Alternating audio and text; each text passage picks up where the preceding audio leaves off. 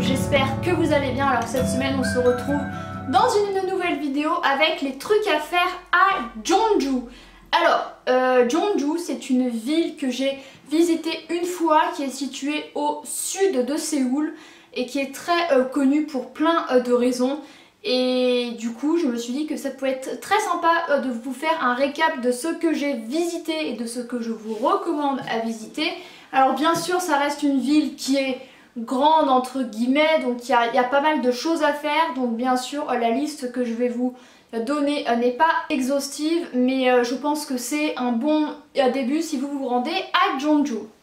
Alors Jeonju, j'en ai entendu parler par une amie en fait qui a visité le village traditionnel qui est le Jeonju Hanok Village, qui est en fait le plus grand et le plus connu de la Corée du Sud, puisqu'il possède plus de 800 maisons traditionnelles, ce qui apporte un cachet de fou et ce qui nous plonge dans l'atmosphère de l'ancienne Corée. C'est vraiment génial à visiter, je vous le conseille vivement. Il faut savoir que Jeonju, en 2014, donc les chiffres sont assez vieux, mais recevait environ chaque année quasiment 8 millions de touristes. Alors, pour vous dire, quand j'y suis allée, c'était en janvier, il y avait le virus, donc c'était en plein hiver.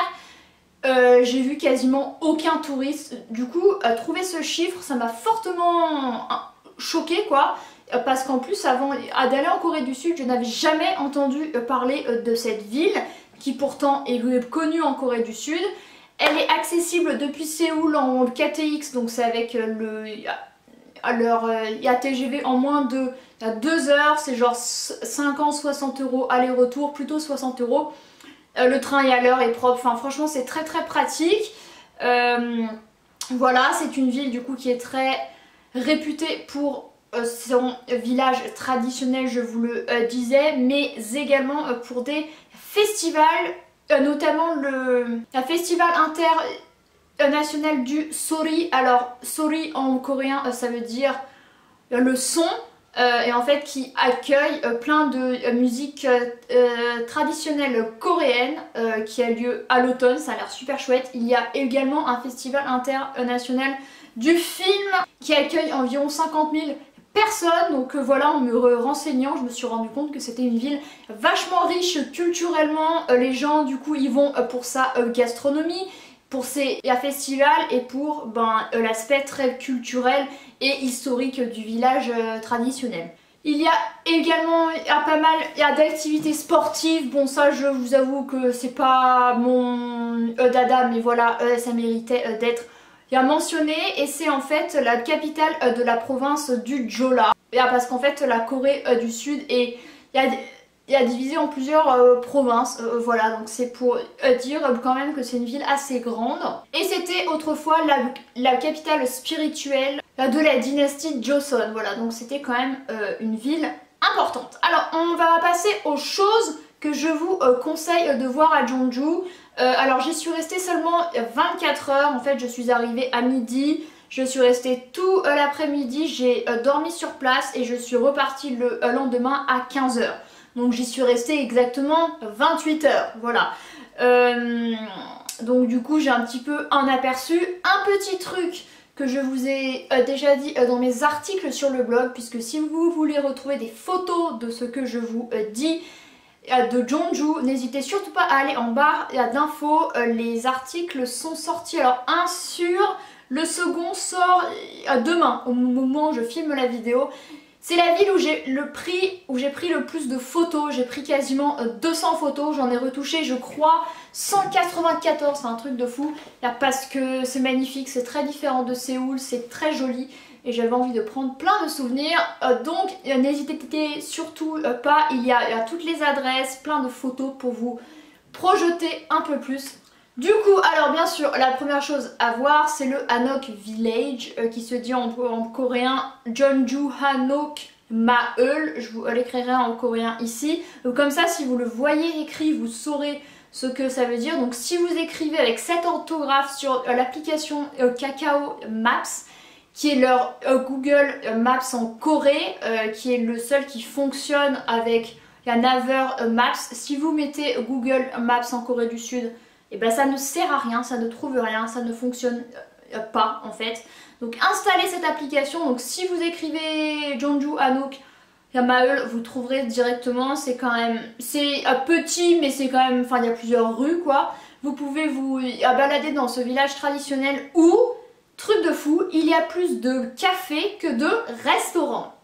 Ça veut dire que le premier soir où je suis arrivée, eh ben j'ai galéré à trouver un restaurant. Voilà, en plus on était lundi soir. Alors en Corée du Sud, de façon générale, c'est rare qu'il y ait des jours de fermeture pour les restaurants et les cafés et magasins et musées et compagnie. Mais lorsqu'il y en a un, théoriquement c'est le lundi. Du coup j'y suis allée lundi et mardi. Je vous déconseille d'y aller un lundi parce que quasiment tout était fermé au niveau des musées et j'ai dû tout faire le lendemain. Voilà, petit truc à savoir. Mais baladez-vous dans le village traditionnel, c'est super. Louer également, second point, si vous le souhaitez bien sûr, parce que je sais que personnellement je n'étais pas à l'aise avec ça, mais un hanbok, c'est leur habit traditionnel du coup de l'époque Joseon et d'il y a plusieurs décennies et siècles en Corée du Sud, qui est vraiment l'habit traditionnel que vous pouvez retrouver dans certains dramas historiques, sur certaines photos, en vous renseignant un petit peu sur la culture et l'histoire de la Corée du Sud. C'est très joli, moi je trouve ça superbe sur des Coréens, je trouve ça un petit peu plus original sur des occidentaux. Je sais que beaucoup le portent et les Coréens sont contents de voir ça parce qu'en ce moment il y a débat sur l'appropriation de la culture, mais jamais avec la Corée, parce que je sais que eux s'en fichent. Mais voilà, eux ils seront contents de voir que vous vous intéressez, que vous apportez leurs habits traditionnels. Je sais que de mon côté j'aurais du mal, je me sentirais bizarre à voir si je le fais du coup durant mon année à PVT, de jamais dire jamais. Mais voilà, il y a plusieurs endroits où vous pouvez louer des hanbok pour je sais pas, entre 8 et 10-12 euros, c'est pas très cher et c'est très joli, donc voilà. Pour du coup louer des hanbok, après rendez-vous à Gyeonggi-jeon Shrine et le Royal Portrait Museum, qui est en fait un petit peu un endroit que vous visitez. C'est le seul endroit où j'ai payé pour l'entrée et c'est rien du tout, c'est genre 2 euros et quelques. Je crois que c'était 3000 ou 5000 won, donc entre 2 et 3 euros, c'est rien du tout. Vous visitez, il y a, en fait c'est un petit peu il y a palais coréen. Il y a même un endroit où on voit où étaient enterrés les... Comment on appelle ça? Les cordons ombilicaux des rois. C'est très très sympa à voir. J'étais seule pour visiter, franchement c'était royal, mais encore une fois, hiver, Covid. Donc j'ai pu prendre plein de photos à mon aise tranquille. C'est un endroit super joli, assez grand, donc c'est vraiment très chouette. Et vous pouvez faire de belles photos en hanbok ou prendre des belles photos des alentours, ce que j'ai fait. Ensuite en sortant, vous sortez à droite. Sur la gauche plus loin vous avez la cathédrale qui est la Jodong cathédrale, mais qui malheureusement était en travaux quand j'y suis allée. Généralement les travaux des cathédrales ça dure pas 3 semaines, donc ça se trouve elle sera encore en travaux quand j'y retournerai. J'ai vu des photos finies, enfin sans travaux, elle est vraiment trop jolie. Du coup c'est une cathédrale catholique, parce qu'il faut savoir qu'en Corée du Sud ils sont à 50% apparemment chrétiens, alors ce qui inclut le catholicisme qui n'est pas majoritaire, mais il y en a. Donc voilà, il y avait cette belle cathédrale et juste à côté vous avez le Pungnamun Gate, qui est une porte en fait que vous retrouvez souvent dans les villes. Vous retrouvez aussi ça à Suwon, à Séoul, enfin dans plusieurs villes où il y avait en fait des fortifications. Et c'est l'aspect historique, c'est vraiment trop beau. Et ça, littéralement, le Gyeonggi-jeon Shrine, la cathédrale et à la porte, vous voyez ça en l'espace de 1h30 quoi, c'est vraiment très court. Donc voilà, c'est un quartier, du coup c'est à l'ouest du village traditionnel, ça c'est vraiment à voir je trouve. Et j'ai failli oublier, dans le Gyeonggi-jeon Shrine il y a le Royal Portrait Museum que je vous ai mentionné sans vous expliquer ce que c'est. C'est du coup un musée mais qui est accessible à l'intérieur du palais. Et en fait qui retrace un peu l'histoire de la dynastie Joseon. donc des siècles de rois. Voilà, c'est très intéressant. On a un tableau d'un roi qui est uniquement présent ici, sinon on n'a aucune autre reproduction. C'est assez intéressant. Par contre, si je me souviens bien, il y a pas mal de trucs qui ne sont pas traduits en anglais. Voilà, la Corée sur ça, faut qu'ils fassent des efforts parce que ils accueillent 8 millions de touristes à l'année en moyenne. Les gars, il n'y a pas que des Coréens qui viennent, quoi. Bref, mais c'était vraiment intéressant. Ensuite, autre point, lorsque vous allez plus vers la rive, mais je vous laisserai les adresses en barre d'infos bien sûr. Vous avez le Calligraphy Museum. Alors ça, c'était sympa, mais encore une fois, rien d'expliqué en anglais. En plus, je suis entrée avec le Covid, à chaque fois, il vérifiait la température sans rire. Il m'a mis le truc ici, ici, ici, au moins 25 fois parce que j'avais trop froid et la température, enfin, il y avait un souci quoi. Et comme c'est des psychopathes, il fallait absolument que ça affiche un vrai chiffre, donc j'ai mis 10 minutes à rentrer. Bref, c'était il y a des airs. Vous voyez vraiment des calligraphies à l'époque, franchement c'est très joli, mais après c'est... Le souci c'est que c'était des caractères chinois que moi je ne comprends rien. Il n'y a rien de traduit donc c'est joli mais vous y restez 15 minutes, après ça vous saoule parce que vous ne comprenez rien. Donc pour l'aspect quand même culturel et artistique c'est intéressant, mais si vous voulez comprendre, et ben, bon courage à vous. Donc ça c'est vraiment un coin de Jeonju qui est très sympa, parce qu'ensuite vous avez une espèce de rivière qui sépare la ville et à le long, vous avez aussi des maisons traditionnelles, vu que ça fait à partie du village traditionnel de Jeonju. Vous avez des cafés, des petits restos, des librairies, enfin c'est vraiment un coin vraiment très sympa dans lequel je retournerai. Et du coup, dans cette partie de Jeonju, une recommandation également, je vous disais qu'il y a énormément de cafés. En fait en Corée du Sud très souvent vous allez au restaurant pour manger salé et si vous souhaitez un dessert c'est dans un café que vous allez. C'est très très rare et objectivement je n'ai quasiment jamais vu dans un restaurant il y a des desserts, voilà, c'est pas une... En fait c'est dissocié vraiment et il y a des spécialités du coup culinaires qu'il n'y a pas ailleurs. Et c'est vraiment très sympa, je vous laisserai une adresse en barre d'infos qui est à la tante d'une amie que je me suis faite sur place et c'est un endroit super joli, elle était adorable, on a discuté, enfin c'était vraiment trop chouette. Donc dans un café dessert spécial de Jeonju et vous en avez également dans le village un peu plus à l'est de Jeonju, mais je vous laisserai encore une fois les adresses, au village de murs peints qui s'appelle Adjaman. Il y a Byokwa, il y a Maeul. C'est un endroit ultra sympa où en fait il y a tous les murs de chaque maison et les murs des rues ont été peints par des artistes différents.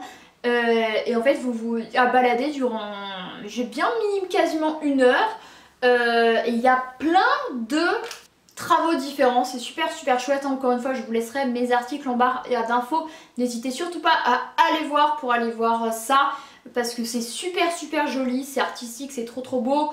Voilà, donc ça je vous conseille vivement d'y aller, il y a plein de belles photos à faire et en plus vous avez un petit peu un point de vue en hauteur sur le village traditionnel où on voit les toits, c'est très joli. Ensuite en redescendant, moi ce que j'ai fait, je vous disais, j'ai loué une chambre sur place parce que je me suis dit que ce serait sympa de dormir sur place et de faire ça en 2 jours et du coup j'ai loué une chambre dans un hanok. Un hanok c'est quoi? C'est les maisons traditionnelles avec chauffage au sol, avec le futon, vraiment tout en bois traditionnel comme dans les dramas quoi, et c'était vraiment chouette. Alors dormir dans un futon quand on n'est pas habitué, très sincèrement j'ai eu très mal au dos, c'était pas agréable mais bon c'était une expérience. En plus le chauffage au sol quand il fait -8 à l'extérieur c'est agréable. Donc ça je vous conseille de faire ça, louer une chambre. Alors j'étais passée par Booking, je vous laisserai le lien de l'endroit où je suis allée si ça vous intéresse, voilà. C'était un endroit très bien placé et à 10 minutes à pied du village de murs peints et en plein village traditionnel. Donc c'était vraiment idéal.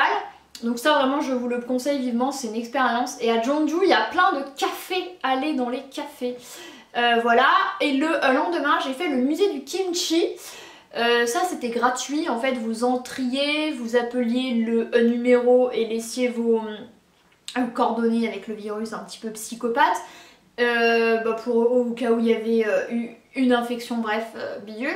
Et en fait c'est complètement ouvert, vous entrez et il y a des explications de comment est fait le kimchi, comment il est conservé, avec quoi, et ça c'est traduit en anglais. Donc très pratique et littéralement à 5 minutes de mon Hanok. Donc voilà, ça je vous conseille vivement de le faire. Et je sais que juste avant, la rue avant, il y avait le musée du vin. Mais j'avais eu un peu la flemme parce que d'une c'était quasiment 30 €. Ça prenait bien 1 heure, il fallait ramener la bouteille, j'avais un sac à dos, c'était pas très pratique. Mais un épisode de Run BTS, du coup un programme avec le groupe BTS qui est le groupe coréen le plus connu en Corée et à l'international, a tourné un épisode d'un programme ici que j'ai vu, donc ça m'a fait trop bizarre de voir ça. Donc allez faire ce musée si l'expérience vous intéresse. Je sais, il n'y a pas exactement quel type de vin c'est, je pense que ça se rapproche du makgeolli à voir, qui est un alcool traditionnel coréen. Il est très bon. Mais voilà, ça je pense que ça peut être une expérience sympa. Et encore une fois, évitez d'y aller un lundi parce que le musée du kimchi, le wine museum, plusieurs autres trucs, c'était fermé le lundi. Voilà. Et le dernier point que vous allez voir, parce que vous allez arriver par là, si vous y allez en train, c'est la gare qui a une architecture traditionnelle. Elle est très jolie, voilà, la gare de Jeonju. Donc allez à la gare si vous ne venez pas en train. Je vous recommande ça. Voilà, c'en est tout pour ma vidéo des recommandations, des trucs à faire à Jeonju. J'espère que cette vidéo vous aura plu, vous aura donné envie de découvrir cette très jolie ville dans laquelle je vais retourner, ça c'est clair. En plus j'ai un ami qui habite sur place, donc il pourra me montrer d'autres coins de la ville, parce que comme je vous le disais, Jeonju c'est quand même assez grand, et il y a bien sûr la plupart de la ville qui est une ville avec une architecture classique quoi, moderne, qui n'a rien à voir avec le village traditionnel. J'ai pu voir un peu, forcément c'est moins intéressant que l'aspect village traditionnel, parce que ça ressemble à une autre ville coréenne. Mais voilà, j'espère que cette vidéo vous aura plu. N'hésitez pas à lui mettre un pouce en l'air si ça a été le cas, à vous abonner et activer la cloche activer la cloche pour les notifications. Merci d'avoir regardé cette vidéo et moi je vous retrouve la semaine prochaine dans une autre. Bye!